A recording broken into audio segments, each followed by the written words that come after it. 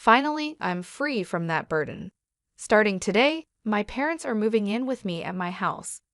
When my parents passed away, my husband Scott demolished our family home and stood in front of its site. He blurted out, "Hurry up and bring the inheritance to our place." I stood there in shock and asked, "What are you talking about? Have you lost your mind?"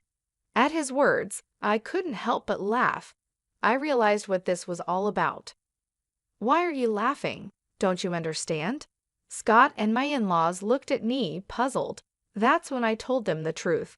My name is Amy Jackson. I was born the eldest daughter of ordinary office worker parents. I have one brother, and we were a very normal family. I married Scott when I was 30, and we had 2 kids. Balancing work and parenting, I suddenly found myself at 52. My son Eric and daughter Judy had grown up to be fine adults, each living on their own and starting their careers. Now was the time to relax with my husband. It was an ordinary life, but I was happy. I thought I would continue to age like this, but my simple life changed one winter day. My father was in a car accident and suddenly passed away. He was only 68 at the time. Our whole family was overwhelmed with grief, especially my mother, who was so depressed she couldn't even eat. "Mom, I know it's hard, but you have to eat," I told her again and again. "I know, but I just don't have the appetite. It feels like there's something stuck in my chest," she replied. My brother and I thought she was just emotionally distressed and watched her for a while. However, she rapidly lost weight in just 3 weeks. Worried, I took her to the hospital. The diagnosis from the doctor was shocking: cancer. The cancer was advanced, and surgery wasn't an option. She had about a year left to live. I hadn't had the chance to really take care of my parents yet. When I thought I had lost my father, now my mother was facing this illness. I was even more devastated than when my father passed, but I couldn't grieve forever. My brother lived far away and couldn't help, so it was up to me to take care of my mother. I told Scott that I wanted to live with my mother. I couldn't leave her alone, both emotionally and physically, during her illness. But Scott's reaction surprised me. "We just finished dealing with your dad's funeral, and now I have to be dragged into more of your family's issues," he said with a sigh, clearly annoyed. "You don't have to say it like that. Can't you just drive her to the hospital and back?" "Do we really have to live with her?" I asked. "I think she might feel lonely. If it's not okay, maybe I can just live at my family home for a while," I suggested. Scott became indignant. "And who's going to take care of my meals while you're gone?" "I'll come and cook, of course." "What about cleaning? Who's going to do the laundry?" he demanded. I fell silent. I intended to do what I could, but I couldn't do everything as before. Being confronted with this reality hurt. If someone said I was being selfish for wanting to care for my mother, I wouldn't be able to argue back. I'm sure my mother, being considerate, would say everything is fine as it is, but I really wanted to do something for my parents. "Fine, but I'm not helping with anything, you hear?" Scott grudgingly said to my silence. His attitude was arrogant, but he had ultimately agreed. "I'm sorry and thank you," I said. Although I thought he was being awful, he had agreed to my wish. I suppressed my desire to argue back and thanked him. Despite the trouble, Scott and I started living with my mother at my family home. We had originally been living in a house provided by Scott's employer. Scott was an only child, and since his father really wanted us to live together, we didn't plan on buying our own home. We were going to eventually move in with Scott's parents. Living in the company housing was more convenient for work, and the rent was only about $1,000 a month, so it wasn't a big burden. But now that we've moved to my family home, we don't have to pay that anymore, and we have more space. I think living together wasn't all bad for Scott. True to his word, Scott didn't help with anything, but I'm glad I could live with my mother. She seemed energetic, but she often felt weak and spent a lot of time lying down during the day. I prepared her meals, fed her, and managed her medication. It would have been impossible for her to do all that alone. "I'm sorry, Amy." "Thank you." It's a big help that you're here with me. I should thank Scott too, my mother said, expressing her gratitude many times. She was unaware of the harsh words Scott had said about living together, so she was grateful to him too. One evening, after my mother had gone to bed and Scott returned home, I brought up the subject of my mother's treatment while serving dinner. Scott glared at me and said, "I don't know what you want me to say. I told you I'm not helping with anything," refusing even to listen. I needed someone to vent to, someone to consult. All I wanted was for Scott to listen. Even after 2 months, 3 months, Scott's attitude didn't change. He constantly complained about living together, acting as if he was doing a great favor, and his behavior became more obnoxious day by day, but I couldn't say anything against it. Between worrying about my mother and being considerate of Scott, I was becoming more stressed. Around the time of the 2-year prognosis, my mother's condition worsened rapidly and she was hospitalized. 5 days later, she passed away. Although I had prepared myself mentally, I was devastated. My brother's family and my children came right away and helped a lot, but in times like this, you really want your spouse by your side. However, Scott was laughing and chatting with his parents in a corner, not helping with the funeral preparations at all. My brother had taken the lead role in the preparations, and somehow we got everything ready for the funeral. But Scott, who should have been sitting in the family section, was at the very back of the relative section. "Scott, I want you to sit in the family section," I said. He replied, "No, I'm fine here. I'm not a blood relative after all." "But you're my husband," I said. Then his mother chimed in, "He's your husband, but he's not your mother's son. Scott is our son, so he's an outsider, you know. Amy should sit in the family section." Hearing this from my in-laws was painful. I was left speechless. Where I come from, it's common for sons-in-law to sit in the family section at funerals, though this might vary by area. With Scott not in the family section, distant relatives started whispering, wondering if we had divorced. It's one thing for people to gossip, but all this could have been avoided if Scott had just sat there.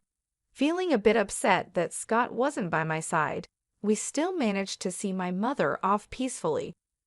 After the funeral, my brother's family, my children, Scott, and his parents returned to my family home. "Thank you for coming, especially at such a busy time," I said to my in-laws, offering them some tea. They laughed and replied, "Really, it's something. First your father, now your mother. These funeral expenses are a burden for us too, but at least that's the end of it." I was stunned by their words. What did they mean by that? I couldn't believe they would say such a thing. I forced a smile and excused myself. Then I overheard Scott talking with his parents. "It must have been tough for you, Scott, living with outsiders." "Yeah, dealing with Amy's whims was a pain. A husband shouldn't just follow his wife's demands. If you don't like something, you have every right to refuse," Scott said. I clenched my fists. Their voices laughing and chatting were unbearable, but this wasn't new. Scott's parents had always been insensitive and rude. When Scott and I got married, his mother said, "Couldn't you find someone more attractive? I can't expect much for grandchildren." His father joked, "They say beauty gets boring after 3 days. With Amy, you won't get bored," and Scott just laughed. Reflecting back, neither Scott nor his parents had said a single comforting word to me, either at my father's funeral or after my mother's passing. Instead, they ridiculed me. I had felt sorry for imposing on Scott, but now I questioned his behavior as a person. I had been too concerned about Scott, while just wanting to do right by my mother. I realized I shouldn't have felt so guilty towards Scott, especially since he wasn't supportive. While I simmered in anger, Scott and his parents continued to laugh and chat in another room. If my brother's family and my kids had heard them, they would have been upset, but fortunately, they were in the kitchen. I was relieved to be the only one who heard Scott and his parents' conversation. Then my mother-in-law spoke up. "Amy," she called. "Yes," I replied, startled. "Can I have this?" she asked, holding my mother's purse. Confused, I stammered, "Oh well. Your mother won't be needing it anymore, right?" Scott suggested I take it home. "Maybe I'll just keep it," she said, holding up the purse and inspecting it. I couldn't believe her audacity, especially right after the funeral. I took the purse from her and said firmly, "No, you can't." Her expression changed, not because of the purse, but because I, her daughter-in-law, stood up to her. Yet, I stood my ground. "We're not ready to sort through my mother's belongings yet. We'll distribute her keepsakes among the family later." My mother-in-law turned red with anger. "What do you mean? Are you saying I'm an outsider?" "You said earlier at the funeral that even Scott was an outsider to my mother. How come Scott is an outsider but your family isn't?" I retorted. Hearing this, Scott and his father also turned red. "What are you saying? Apologize to Mom. How disrespectful of a daughter-in-law to talk like that." Their commotion drew everyone from the other room. I didn't expect to be called an outsider after all the effort we put into attending the funeral. "Let's go home, Dad," my mother-in-law shouted at me in front of everyone and stormed out of our house. For some reason, even Scott was angry and left with his parents. "What happened? Did you really call your mother-in-law an outsider?" everyone asked me. Having heard only her side, taken out of context, it might have seemed like I was the one being harsh. But I explained the situation to everyone, and not a single person blamed me. Grandpa and Grandma should be more considerate of other people's feelings. That's just how Dad, Grandma, and Grandpa have always been. My children sided with me. But I still couldn't forgive those three. Scott hadn't come home for a while since that day, and I hadn't contacted him either. I didn't think I should be the one to apologize, and I wasn't sure if I could forgive him even if he did. But I knew things couldn't stay this way forever. Then one day, Scott came back. "Welcome home," I greeted him, suppressing the anger that flared up at the sight of him. "It's been tough, huh?" His gruff words were an attempt at showing concern, and I was taken aback. "Take the kids and go on a trip. It'll be a good change of scenery for you," he said, handing me travel vouchers. I was speechless. Instead, tears started to stream down my face. It might have been the kids' idea, but I was touched that Scott went along with it. I immediately contacted the kids to plan the trip. "Really, Dad suggested this. It's surprising, isn't it?" The kids were astonished by my proposal. It seemed like it really was a gift from Scott. "I wonder if Dad feels bad about what happened," I said, laughing. I gratefully accepted the travel vouchers from Scott. "I'll be off then." "Yeah, take your time. Stay with the kids at their places too. Why not?" "Really, I can't be away that long." "Don't worry about me.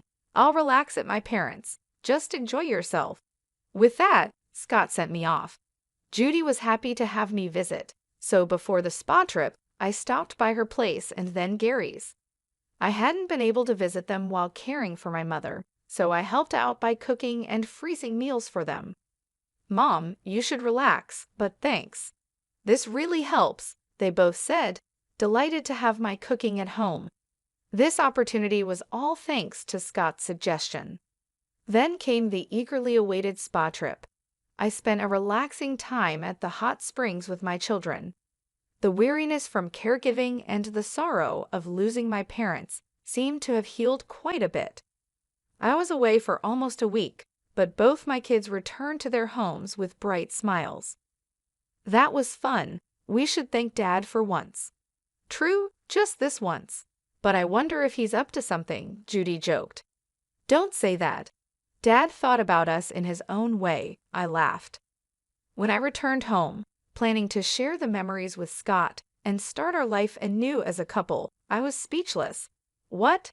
The house is?" I looked around in disbelief.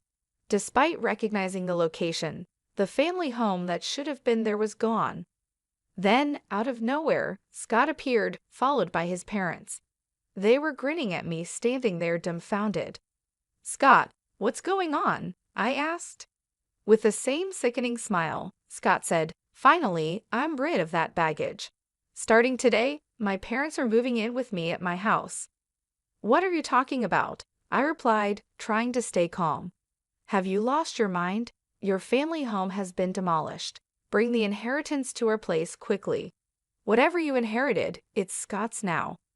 I realized then that the disappearance of the house was Scott's doing, and it was all for the inheritance. Such betrayal after thinking about the future on my way home. I was filled with indescribable sadness and anger, but demolishing the house won't go Scott's way. I won't let it. I burst into laughter at the sight of their smirking faces. My laughter baffled Scott and his father. Why are you laughing? What a weird woman. Has she gone crazy? My mother-in-law said, looking at me as if I were eerie. Facing the three of them, I spoke up. Don't you guys know what you're talking about? I haven't inherited a single penny, so there's no inheritance. After saying that, I burst into laughter again. They had mistakenly thought they'd become rich from the inheritance. Their wild imaginations and actions had me in uncontrollable laughter. What do you mean? Explain yourself, Scott demanded. But I kept my mouth shut. I felt no need to enlighten them. Before that, I'm not going to live with strangers. If you want to live together, go ahead alone. Ignoring Scott's question and rejecting his suggestion made my mother-in-law furious. You helped with your parents' housework, but you can't do ours? You're aware of the circumstances, right? I agreed to live together, didn't I? She yelled. I told you I didn't want to live together. Have you forgotten that?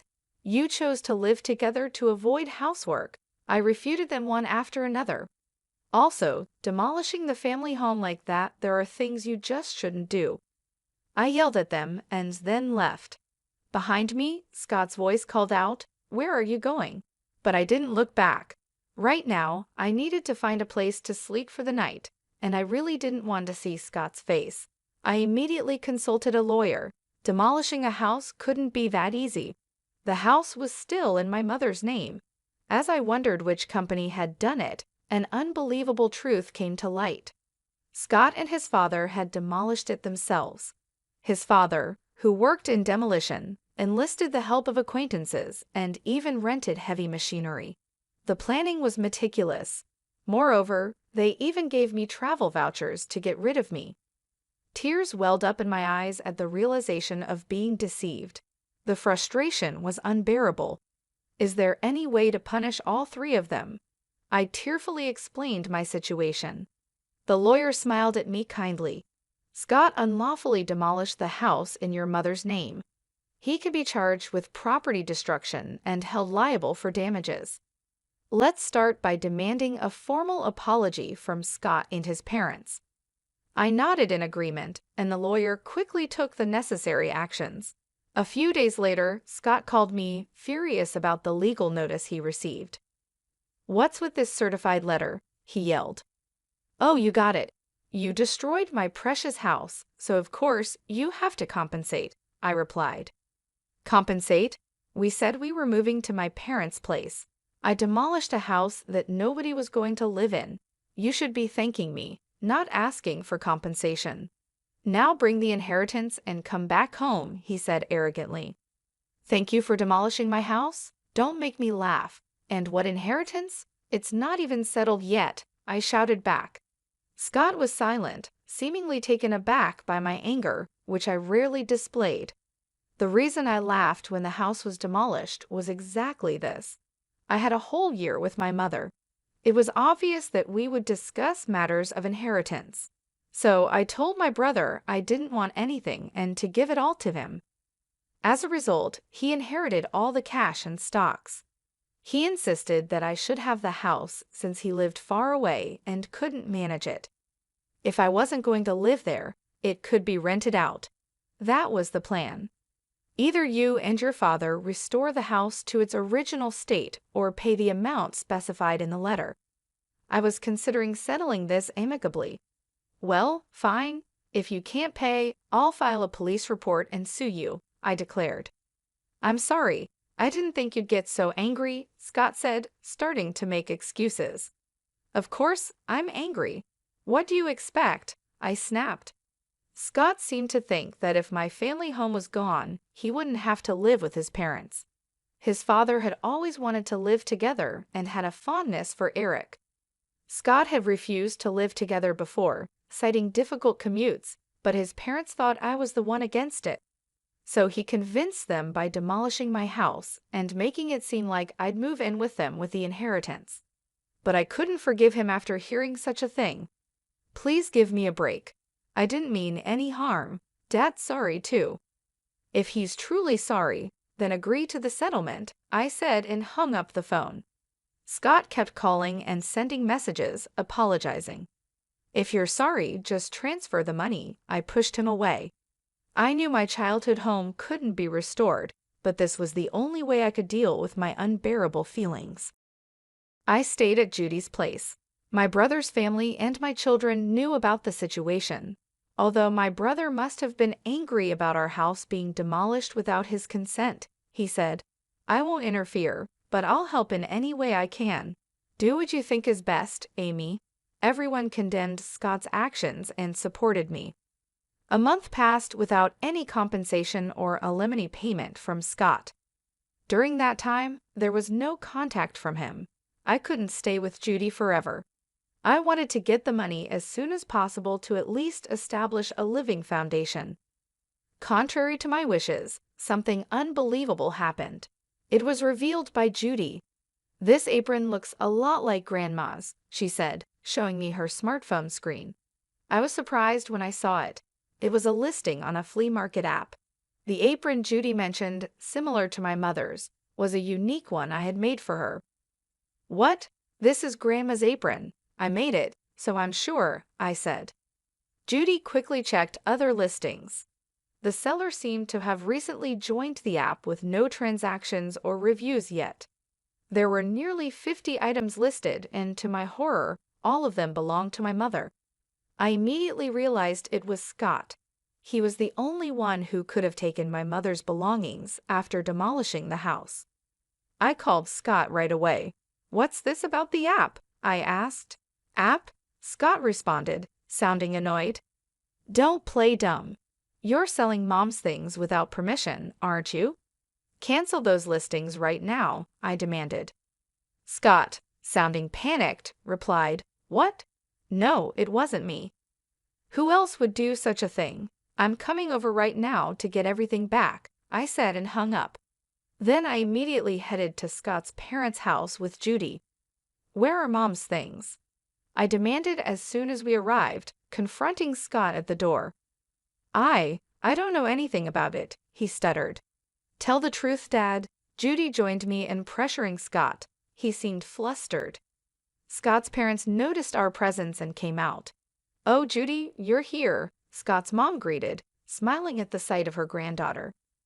Angry, Judy said, "Grandma, tell Dad to tell the truth." "The truth? Grandma's belongings that passed away recently? Dad seems to be selling them," Judy said. At Judy's words, Scott's mom burst into laughter. Scott, with a troubled look, kept repeating, "It really wasn't me." Then his mother loudly exclaimed, "Scott is selling them. That's impossible. I am the one selling them." I felt my blood run cold. Scott probably knew about it. With a look that almost said, "This is bad," he turned to his mother. Despite Judy's shock, his mother cheerfully continued, "What? It's a lot of work, you know. I have to pack everything carefully and make sure the photos look good." She seemed oblivious to the fact that she was selling stolen goods, chatting happily about the app. I struggled to restrain myself from lunging at her. "Cancel the listings. Those are yours to sell." Judy, red with anger and tears in her eyes, pleaded with her grandmother. However, Scott's mother seemed displeased. "What's the big deal? I finally found a hobby I enjoy. I use the things I can and sell the rest for a little pocket money. It's good for preventing dementia. I'm the only grandma left, so Judy wants me to stay healthy and live long, right?" she said nonchalantly. Pleading with her to stop had no effect. There was no sign of remorse. If talking won't help, then action is the only option. "Judy, let's go." "But—" "It's okay. Let's go," I insisted, pulling Judy out of the house and heading straight to the police station. I wasn't planning to file a report for the demolition of the house, but theft was a different story. When I explained to the police that my mother's belongings were being stolen and sold, they acted immediately, and Scott's mother's account on the flea market app was suspended. The items wouldn't be sold anymore. I called Scott on the way back from the station. "I had your mother's account stopped. You knew about it, right? You're complicit." "No, I filed a police report about this. Please cooperate with the investigation." Scott became frantic. "What? We're family, right? Withdraw it, please." "Family? You still haven't paid any compensation for the house or alimony, and there's no sign of remorse." Faced with my shouting, Scott was taken aback. Despite everything, I still had feelings for Scott, having lived with him for so long.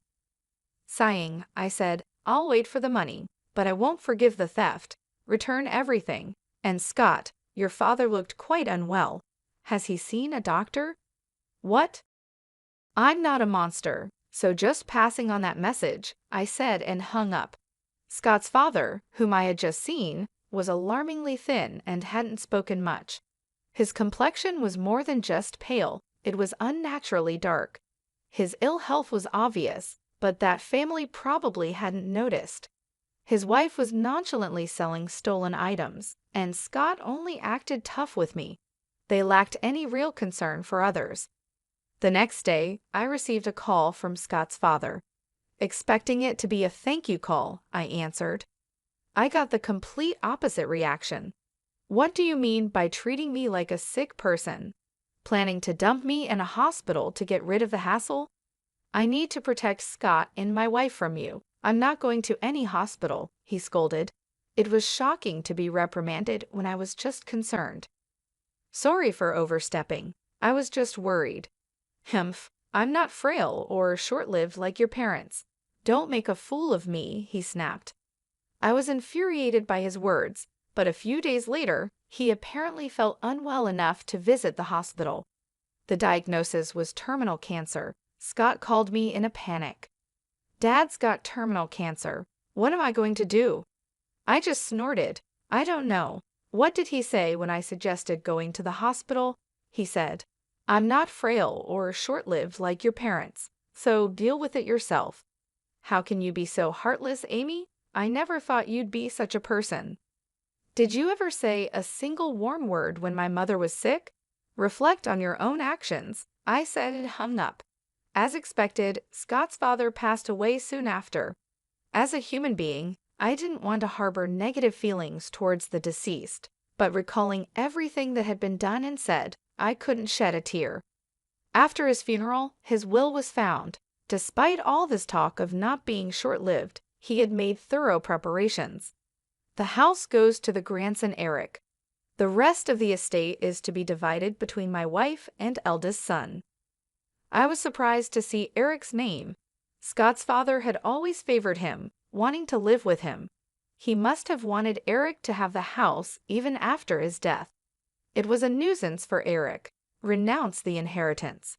"You don't need that house, do you?" I told Eric, but he was happy to receive it. Inheriting the house was more of a burden than a benefit due to inheritance tax, but if he was pleased, I had no right to say anything. Following the will, Eric inherited the house. His grandmother was happy and paid the inheritance tax. "He's our successor, after all," she said. While that's not wrong, I felt a bit sad as if Eric had been taken from me. Then something unbelievable happened next. "Come over to our house." Scott's call prompted me to head straight to his parents' house. When I arrived, I saw Scott's mother and Scott himself standing in front of their house, stunned. Just like I once had been, the site was filled with heavy machinery and trucks labeled with demolition company names. Workers were tearing down their house right before our eyes. "What's going on? It's my house. I can do what I want with it," Eric said, appearing from somewhere, looking satisfied as he watched the demolition. "Eric, what are you doing? Stop this right now," Scott shouted. "Stopping it now won't make it livable anyway," Eric replied. "What have you done?" Scott's mother and Scott were begging Eric, but Eric just laughed. Did you forget what Grandpa and Dad did to Mom? Grandma, you were awful to Mom too, right? Did you apologize? Eric's smile turned into a sharp glare at Scott's mother and Scott. They fell to their knees as the heavy machinery continued to noisily dismantle their house. I finally felt relieved seeing this scene. Later, Scott finally paid the damages and compensation from the inherited assets. The stolen items that Scott's mother took from my mother were retrieved by Eric and safely returned to me. "You always have me and Judy," Eric said, and I finally shed tears of relief.